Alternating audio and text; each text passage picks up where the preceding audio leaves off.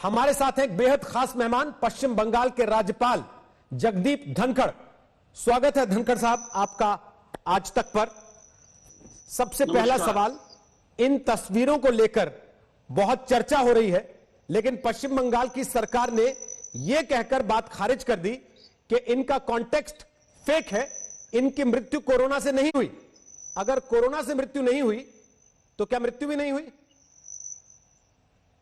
रोहित जी, जब यह घटनाक्रम 10 की देर रात मेरे ध्यान में आया, मैंने विश्वास नहीं किया। मैं सोच नहीं सकता था कि भारत जैसे देश में एक मर्द शरीर के साथ इस प्रकार का बार्बरिक कार्य हो सकता है, इतनी बर्बरता से किया जा सकता है। अकल्पनीय था, मुझे विश्वास नहीं हुआ। बस जब 2 वीडियो मेरे सामने आए और उन वीडियो को मैंने देखा, मेरी आंखों के आंसू समाप्त हो गए। बॉडीज को जिस तरीके से एक तरीके से डाला जा रहा था, खींचा जा रहा था, जमीन के ऊपर रगड़ाते हुए ले जा रहे थे, वो हृदय विदारक। मैं चिंतित हो गया कि क्या किया जाए। उस वीडियो को मैंने ट्वीट नहीं किया, मेरा दिल नहीं माना। स्थान निश्चित था, जिस गाड़ी से उन डेड बॉडीज को खींचा जा रहा था वो कलकत्ता म्युनिसिपल कॉर्पोरेशन की गाड़ियां थी।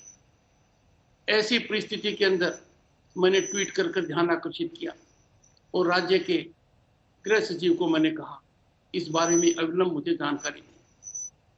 जानकारी आई कि 14 dead bodies were taken from the hospital in this manner. अब आप ध्यान से देखिए रोहित जी, जब वहां बॉडीज को इस तरीके से घसीटा जा रहा है, उसी तरीके से घसीट कर मोर्ग से उनको डाला होगा, उसी तरीके से वापस ले जाकर कहीं दोबारा दफनाया होगा, या पता नहीं क्या किया होगा। ऐसी परिस्थिति में मैंने कुछ प्रश्न उठाए। यह प्रश्न बिल्कुल नहीं है कि कोविड डेथ है कि नहीं है, यह प्रश्न दूर दूर तक नहीं है। ये प्रश्न तो प्रोब का विषय है। मूल मुद्दा सिर्फ एक है, क्या डेड बॉडीज के साथ इस प्रकार का बर्बरतापूर्ण कृत्य किया जा सकता है? क्या कानून इसकी इजाजत देती है? क्या हमारा समाज इजाजत देता है? क्या हमारा धर्म इजाजत देता है? मैं इसलिए कह रहा हूं कि 29 मई को कलकत्ता म्युनिसिपल कॉर्पोरेशन ने इस स्थान को हिंदुओं के लिए रखा गया था। अब हालात ये देखिए, सरकार ने तुरंत कार्यवाही करते हुए कहा वीडियो फेक है। क्यों वीडियो फेक है? क्योंकि कोविड डेथ नहीं है। किसी ने यह दावा नहीं किया कि कोविड डेथ है। ये तो चर्चा और विवाद का विषय हो सकता है, पर इस बारे में कोई विवाद नहीं है इस वीडियो का, कि इस वीडियो में सच्चाई दिखाई गई है, सिर्फ सच्चाई दिखाई गई है। उस सच्चाई को किसी ने नहीं नकारा है। राज्य के गृह सचिव ने नहीं नकारा है। राज्य के गृह सचिव ने उसी दिन 11 जून को मेरे पत्र का जवाब दिया और एक तरीके से उसमें स्वीकार किया कि हम डेड बॉडीज को डील करने का मानवीय दृष्टिकोण रखेंगे। पर उन्होंने एक काम किया। पहला, कोविड-19 के माध्यम से कहा फेक वीडियो है। किसी ने नहीं कहा वीडियो ऑथेंटिक है कि नहीं है। इसको देखिए आप, हर चीज वहां वेरीफाइबल है। व्यक्ति वेरीफाइबल है, प्लेस वेरीफाइबल है, गाड़ी वेरीफाइबल है। फिर दूसरा, इन्होंने मेडिकल कॉलेज के प्रिंसिपल से एक चिट्ठी लिखवाई, कलकत्ता कमिश्नर। मैं सोच नहीं सकता दूसरे के कंधों पर इस प्रकार की बंदूक चलाना कहां तक वाजिब। मैंने प्रिंसिपल महोदय से आज बात की, मान्यवर आपने क्या कर दिया?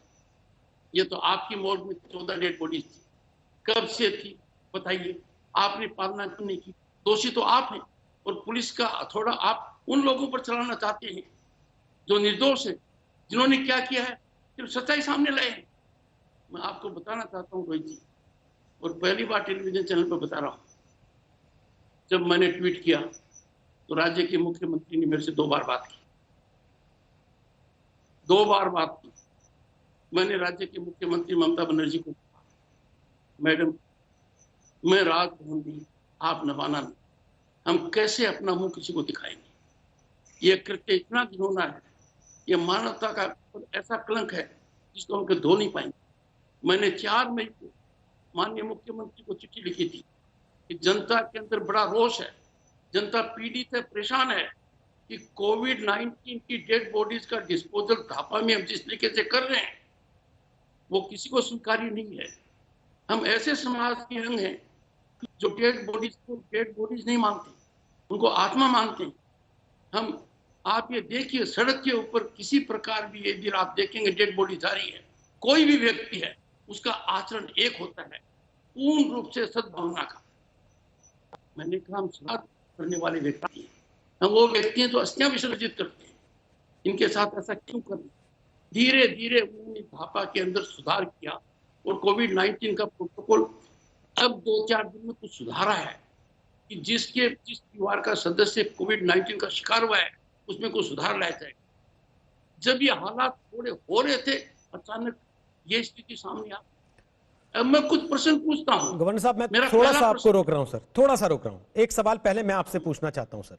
मेरा सवाल यह है सर, इससे पहले कि आप अपने सवाल रखें, क्योंकि आपको तो टीवी की आवश्यकता नहीं, आप तो सीधे पश्चिम बंगाल के मुख्यमंत्री से भी सवाल पूछ सकते हैं।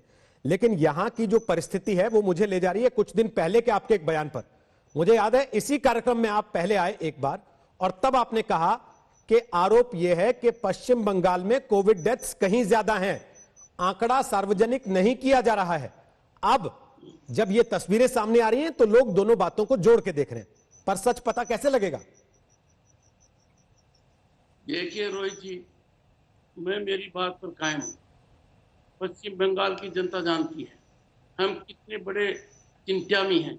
We are virtually sitting on a volcano. 1 June के बाद निरंतरता से डेथ भी बढ़ रही हैं और कोविड पॉजिटिव भी बढ़ रहे हैं। मैंने एक प्रश्न 11 दिन से लगातार कर रहा हूं, राज्य में कितनी टेस्ट रिपोर्ट्स के रिजल्ट आने बाकी हैं? माननीय मुख्य सचिव को मैंने कहा कि आपके यहाँ 40,000 से ज्यादा टेस्ट रिपोर्ट के रिजल्ट आने बाकी हैं और वही सही स्थिति का संज्ञान कराएंगे। उन्होंने कहा 40,000 नहीं है, उन्होंने 25,000 के आसपास कहा।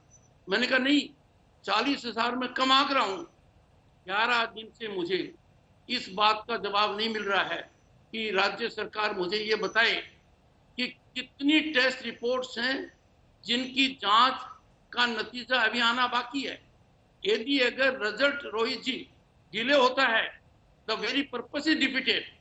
एक नया हमने फिगर्स को वजिंग करने का तरीका कर रखा है कि रिपोर्ट आ गई, सरकार ने अपने पास रख ली, उनको धीरे धीरे रिलीज कर रहे हैं। आप हेल्थ बुलेटिन को देखिए, कहते हैं हमने इतने सैंपल टेस्ट कराए। मैंने कहा ये नहीं क्यों नहीं बताते कि इतने सैंपल टेस्ट कराए तो इनका नतीजा कितनों का आया है? बड़ा भारी गैप है, दैट इज बीइंग डन। पर यहाँ मेरे लिए जो आज के दिन है, पूरे पश्चिम बंगाल से मेरे पास लोगों के फोन आ रहे हैं, वो कह रहे हैं हमने इस प्रकार का दृश्य दुनिया में कहीं नहीं देखा है, इतना अनसिविलाइज्ड मेथड कहीं नहीं देखा है, हम कैसे इसको बर्दाश्त करें? लोग फोन करते समय रो पड़ते हैं। मैं कहता हूं ये कौन 14 लोग हैं? क्या इनके नाम उनको नहीं पता है? ये अस्पताल में भर्ती हुए थे, इनको भर्ती कराते टाइम को लेकर आया होगा, किसी डॉक्टर ने इनका इलाज किया होगा। कितने दिन इलाज चला, किस डॉक्टर ने इलाज किया, इनके बेड टिकट पर क्या हुआ है, इनकी डेथ कब हुई है, इनको मॉर्ग में कब ले गए? अब कहते हैं 45 दिन तक वहीं थे। इन सबकी जानकारी होनी चाहिए, ये साधारण जानकारी है जो हर किसी को उपलब्ध होनी चाहिए। अब ऐसे 14 लोगों को आप अनआइडेंटिफाइड कैसे कह सकते हैं? सोचिए, अनक्लेम्ड कह सकते हैं, मैं मान सकता हूं, अनआइडेंटिफाइड तो नहीं कह सकते। हेल्थ बुलेटिन जारी हुई है हेल्थ डिपार्टमेंट की, कलकत्ता पुलिस ने जाहिर किया है, देवर अनक्लेम्ड अनआइडेंटिफाइड बॉडीज। रोहित जी, एक ही काम है छिपाने का, कि जब भी कोई ऐसी बात आए, जब भी सरकार के सामने सच्चाई पेश करोगे, सरकार को आईना दिखाओगे, सरकार एक ही तरीके का रास्ता अपनाती है, पुलिस को आगे कर दो, पुलिस का थोड़ा उन पर चला दो, उनके खिलाफ मुकदमा कर दो, जो भी कर दिया गया है। ये दुर्भाग्यपूर्ण स्थिति है। पुलिस ये टोटली पॉलिटिसाइज्ड। सर, मुझे कहने में कोई संकोच नहीं है जी, वो एक राजनीतिक कार्यकर्ता की तरह काम कर रहे हैं, एक कैंपेन करते हैं वो। गवर्नर साहब, ये आरोप तो पश्चिम बंगाल की सरकार आप पर भी लगा देती है ना कि आप एक राजनीतिक कार्यकर्ता की तरह बर्ताव कर रहे हैं। क्योंकि बार बार आपकी तरफ से सवाल उठे हैं सरकार के तौर तरीकों को लेकर। आपके ट्विटर टाइमलाइन पर मैं कल से देख रहा हूं, लगातार आपने सीरीज ऑफ ट्वीट्स डाली है इस मामले को लेकर खास तौर पर। हो सकता है आप इससे बहुत आहत हैं, शायद इसलिए आपने लगातार एक के बाद एक ट्वीट किए। लेकिन एक राज्य का राज्यपाल अगर मीडिया और ह्यूमन राइट एक्टिविस्ट से यह उम्मीद करे कि भाई मैं तो कमजोर हूं लेकिन आप लोग इस मामले में आवाज उठाओ, आपकी बातों से ऐसा प्रतीत क्यों हो रहा है? इसलिए हो रहा है कि बहुत लंबे समय से ह्यूमन राइट्स से संबंधित जो लोग हैं वो पश्चिम बंगाल पर ध्यान केंद्रित नहीं कर रहे हैं। ये दुर्भाग्यपूर्ण स्थिति, और यही बात मैं मीडिया के लिए भी कहूंगा, हाथ जोड़कर कहूंगा, विद अपोलॉजी कहूंगा, please understand the terrible mess in which we in West Bengal are on the point of media and human rights. आप कल्पना नहीं कर सकते। मैं आपसे सीधी एक बात कहता हूं, आप सोचिए, क्या दुनिया के किसी भी कोने में इस बात को बर्दाश्त किया जा सकता है कि ह्यूमन बॉडी के साथ इस प्रकार का कार्य किया जाए? मैंने कलकत्ता पुलिस के जो कमिश्नर हैं, कलकत्ता म्युनिसिपल कॉर्पोरेशन के, उनका दायित्व है, डिस्पोजल ऑफ बॉडीज में उनका रोल है, और जो चेयरपर्सन है फिराद हकीम, वो फिलहाल मंत्री भी हैं, दोनों को मैंने आज आदेश दिया कि इस वस्तु स्थिति का पूरा मामला मेरे समक्ष रखिए। आज उनका आया है कि हम आज नहीं कल रखेंगे। मैं मानकर चलता हूं रोहित जी, कल 11 बजे वो मेरे सामने रखेंगे। मैं उनको बताऊंगा कलकत्ता म्युनिसिपल कॉर्पोरेशन में सीधा लिखा हुआ है कि आप डेड बॉडी का डिस्पोजल कैसे करोगे, कितनी संजीदगी से करोगे। एक एक प्रोविजन का 100% अवहेलना की गई, और अवहेलना भी किस तरीके से की गई है कि हम किसी को मुंह दिखाने लायक नहीं रहेंगे। माननीय मुख्यमंत्री जी को भी कहूंगा, मैं राजभवन में क्या कर रहा हूं, आप नवान्ना में क्या कर रही है? जब इस प्रकार का कृत्य हमारे सामने हो रहा है, हम अंकुश लगाने की बजाय, सुधार लगाने की बजाय, हम ये देख रहे हैं कि ये उजागर कैसे हो। अच्छी बात है उजागर हो गया, क्यों कि उजागर नहीं होता तो पता नहीं लगता। अब लोग मुझे कह रहे हैं, गवर्नर साहब, this is only tip of iceberg, ये तो लगातार होता रहा है, और हमारे ऊपर कुठाराघात होता है तो हम चुप हो जाते हैं। ऐसे मामले में रोहित, राजभवन में संविधान को बचाने की शपथ लेने वाला व्यक्ति चुप नहीं रह सकता, और मैं तो बिल्कुल नहीं रह सकता। मैं देश के ह्यूमन राइट्स ऑर्गेनाइजेशन और एक्ट से कहूंगा, आप यहाँ की जांच मत कीजिए, आप धापा की भी पूरी जांच कीजिए।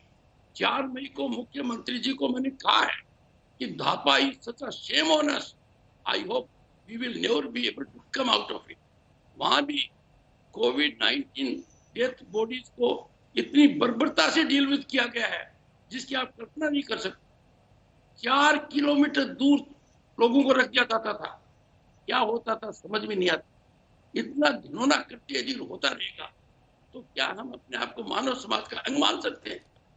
आखिरी सवाल सर मेरा, हमारे समाज में संस्कृति क्या है, और दुनिया के हर समाज की संस्कृति वही है कि मर्द बॉडी के प्रति बड़ा भारी सम्मान रखा जाता है। इतना बड़ा सम्मान रखा जाता है जिसकी कल्पना कोई कर नहीं सकता है। सर श्राद्ध करने वाले व्यक्ति हैं, लेकिन अस्थियां विसर्जित करते हैं, नहीं लेकिन सर कम रखते हैं, आप ही की बातों में ये भी नहीं पता लगे कि वो 14 कौन है। आप ही की बातों में सर नाम डिक्लेयर नहीं कर पाए, मैंने आग्रह किया है जी, ये नहीं डिक्लेयर कर पाए हैं उनकी डेथ कब हुई, ठीक, ये नहीं डिक्लेयर कर पाए हैं हॉस्पिटल में एडमिशन कब हुआ।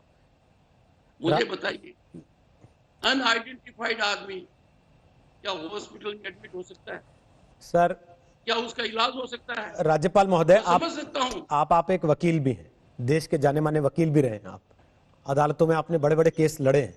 मैं ये पूछ रहा हूं कि तर्क के आधार पर जो आप सवाल उठा रहे हैं उनके जवाब राज्य सरकार को देने होंगे, पर क्या हम ये समझें कि अब क्योंकि आपने इस मामले को इस तरीके से उठाया है, इस पर सवाल जवाब शुरू किए हैं, तो ये एक लॉजिकल कंक्लूसिव एंड तक पहुंचेगा मामला, और ये कहकर खत्म नहीं हो जाएगा कि बीजेपी ने फैलाया था क्योंकि चुनाव आने वाला है और उसी के लिए ये हो रहा था? रोहित जी, मेरा वादा है, मैंने भारतीय संविधान की शपथ ली है, this will go to logical end, it will be fully exposed. मेरा विशेष अनुरोध रहेगा, ह्यूमन राइट्स कमीशन को एक्टिव रहना चाहिए। सरकार से मैं गहराई से जवाब पूछूंगा, गृह सचिव का जो जवाब आया है, that is virtually an admission कि आगे से हम सुधार करेंगे। उन 14 लोगों की आइडेंटिटी भी आपके सामने आएगी, किस डॉक्टर ने इलाज किया वो भी सामने आएगा, कितने दिन इलाज चला वो भी सामने आएगा, उनकी डेथ का कारण क्या हुआ, किस दिन हुआ वो भी सामने आएगा, और वो 45 दिन अंदर रहे या नहीं रहे ये भी सामने आएगा। ठीक। जब मैंने आज प्रिंसिपल से बात, मैं उनका सम्मान करता, मैंने कहा मान्यवर आपने ये क्या काम कर दिया, आपने पुलिस कमिश्नर को लिख दिया कि फेक है, आपको किसने कहा कोविड डेथ है। मुद्दा तो सिर्फ एक है, क्या मानव शरीर के साथ जानवरों से भी ज्यादा जी क्रूरता की जा सकती है। ठीक। आप उस दृश्य को देख नहीं सकते, आप उस दृश्य को देखेंगे तो एक बात मन में रखिए, जी हर आदमी को मैं कहता हूं, सोचिए। शुक्रिया सर, शुक्रिया। जगदीप धनखड़ बंगाल के राज्यपाल हमसे बात कर रहे थे और उन्होंने कहा कि इस मामले को लॉजिकल एंड तक ले जाएंगे, कल बुलाया है अधिकारियों को, उनसे बात करेंगे।